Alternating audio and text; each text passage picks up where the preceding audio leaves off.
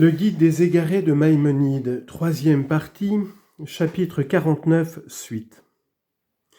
La jeune fille vierge pouvant se marier avec le premier venu, on a imposé à son séducteur que le devoir de l'épouser, car il est celui qui lui convient le plus, et ce mariage est mieux fait pour la réhabiliter que celui qu'un autre contracterait avec elle.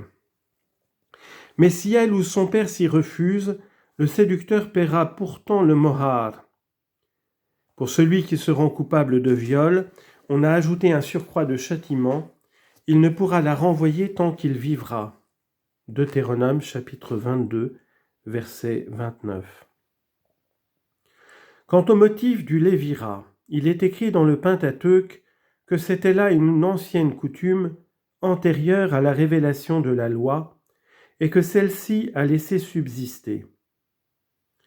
Pour ce qui est de la cérémonie du déchaussement, la raison en est que ces actes dont elle se composait étaient réputés ignominieux selon les mœurs de ces temps-là, et que par là le beau-frère, pour éviter ces actes, pourrait être amené à accomplir le lévira. Cela résulte clairement du texte du Pentateuque. C'est ainsi qu'il sera fait à l'homme, et son nom sera appelé en Israël, etc. Deutéronome chapitre 25, versets 9 à 10. De l'histoire de Juda, on peut apprendre à tenir une conduite décente et à garder l'équité dans les manières d'agir. Je veux parler de ces paroles de Juda, qu'elle le garde afin que nous ne soyons pas en butte au mépris. Genèse 38, 25. Voici quelle en est l'explication. Avant la législation de Moïse, le commerce avec une courtisane était ce qu'est le mariage depuis cette législation. Je veux dire que c'était un acte permis pour lequel on n'avait absolument aucune répugnance. Payer à une courtisane le salaire dont on était convenu, c'était alors ce qu'est maintenant le paiement du douaire d'une femme en cas de divorce. C'est-à-dire que c'était un droit de la femme que l'homme était obligé de payer. Quand donc Juda dit « afin que nous ne soyons pas en butte au mépris », il nous apprend par là qu'il est honteux pour nous de parler en général de choses relatives à la cohabitation, lors même qu'elle serait permise, et qu'il faut au contraire la passer sous silence et la cacher, quand même cela conduirait à une perte d'argent. C'est là, comme tu vois, ce que fit Juda en disant « Il vaut mieux que nous subissions une perte et qu'elle garde ce qu'elle a reçu, plutôt que de dévoiler notre recherche et d'en recueillir de la honte. » Telle est la conduite décente que nous apprenons de cette histoire. Quant à la leçon d'équité que nous pouvons en tirer, c'est lorsqu'il dit, pour assurer qu'il est pur de toute violence à l'égard de la femme, qu'il ne s'est pas rétracté et qu'il n'a pas diminué le prix dont il était convenu avec elle. J'ai envoyé le chevreau que voici. Car il n'y a pas de doute que ce chevreau ne fut un des meilleurs de son espèce, et à cause de cela il emploie le démonstratif Hazé, que voici. Telle est l'équité dont Jacob, Isaac et Abraham leur avaient donné l'exemple, à savoir qu'on ne doit ni changer la parole engagée, ni altérer sa promesse, qu'on doit payer intégralement ce qui est dû, qu'il n'y a pas de différence entre ce qui t'a été confié de la fortune d'un autre à titre de prêt ou de dépôt, et ce que tu dois et ce que tu lui dois d'une manière quelconque à titre de salaire ou autrement. Enfin, qu'il en est du douaire de toute femme comme du salaire de tout mercenaire, de sorte que celui qui retient ce qui est dû à sa femme est aussi coupable que celui qui retient le salaire d'un mercenaire, car peu importe qu'on chicane le mercenaire et qu'on cherche des prétextes pour le renvoyer sans salaire, ou qu'on en agisse ainsi envers sa femme pour la renvoyer sans douaire. Je dois te faire remarquer ici la grande équité de ces statuts et ordonnances justes. Deutéronome 4, 8. Dans le jugement prononcé contre le diffamateur de sa femme. Sans doute cet homme méchant n'aimait pas sa femme qui l'a diffamée et la trouvait laide.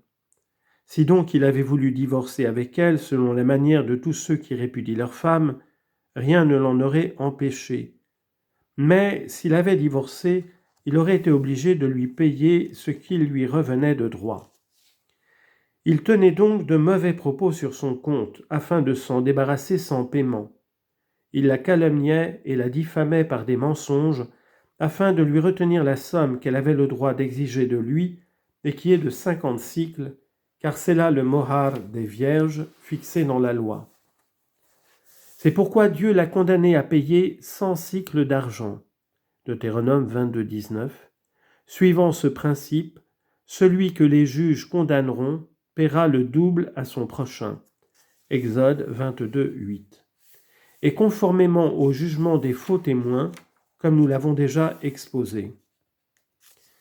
Il en est de même de ce diffamateur, lequel, ayant voulu lui faire perdre les 50 cycles qui lui sont dus de sa part, est condamné à en payer 100.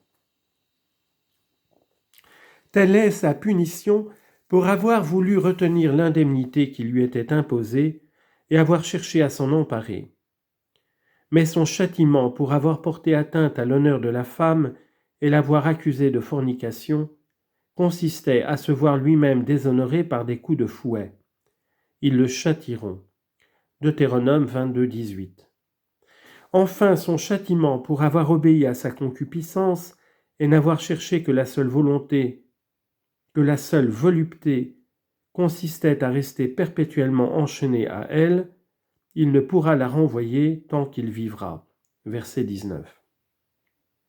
Car la cause de tout ce qui est arrivé, c'est qu'il la trouvait laide. C'est ainsi que se guérissent les mauvaises mœurs, si elles ont pour médecin le précepte divin. Et dans toutes les dispositions de cette loi, si tu les examines bien, tu ne cesseras de voir de toutes parts une équité manifeste et éclatante. Remarque bien comme on a établi l'égalité entre le jugement du diffamateur, qui a voulu retenir l'indemnité qui lui était imposée, et le jugement du voleur qui s'est emparé du bien d'un autre, et comme on a traité le faux témoin, qui a seulement voulu porter un dommage, mais qui n'y a pas réussi, à l'égal de celui qui a nui et exercé la violence, je veux dire à l'égal du voleur et du diffamateur. Tous les trois sont jugés selon une même loi et un même droit. La sagesse des lois de Dieu doit inspirer le même étonnement que celle qu'il a déployée dans ses œuvres. Le rocher, est-il dit, son œuvre est parfaite, car toutes ses voies sont justice. Deutéronome 32, 3. Cela veut dire, de même que ses œuvres sont d'une extrême perfection, de même ses lois sont d'une extrême justice.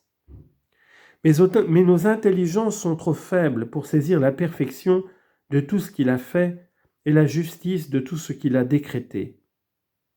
Et de même que nous comprenons certaines merveilles de ses œuvres, dans les membres des animaux et les mouvements des sphères célestes, de même nous comprenons la justice d'une partie de ses lois. Mais ce qui nous reste caché sous les deux rapports est beaucoup plus considérable que ce qui en est manifeste pour nous. Mais revenons au sujet du chapitre. Les commandements relatifs aux unions illicites ont tous pour but de rendre plus rare la cohabitation et de faire qu'on en éprouve de la répugnance et qu'on ne la recherche que le plus rarement possible. Quant à la défense de la pédérastie et de la bestialité, le motif en est évident. Car si ce n'est qu'avec répugnance et par nécessité qu'on se livre à l'union naturelle, à plus forte raison doit-on fuir ce qui est en dehors du cours de la nature et ce qui n'a d'autre but que la seule volupté.